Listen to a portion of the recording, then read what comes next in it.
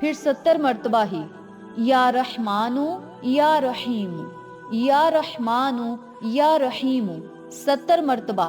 ان کلمات کو پڑھنے کے بعد 70 مرتبہ ہی یا حنانو یا منانو، یا حنانو یا منانو، ان کلمات کو پڑھنا ہے۔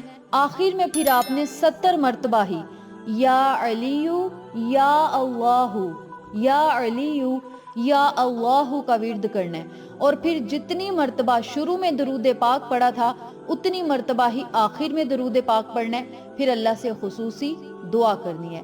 شروع میں جب آپ نے وظیفہ پڑھنا ہے درود پاک پڑھنے کے بعد 313 مرتبہ یا علیو یا اللہ کا ورد کرنا ہے، اور آخر میں صرف 70 مرتبہ یا علیو یا اللہ کا ورد کرنا ہے، درود پاک پڑھنا ہے۔ پھر آپ نے اللہ تعالیٰ سے رو رو کر دعائیں کرنی ہیں۔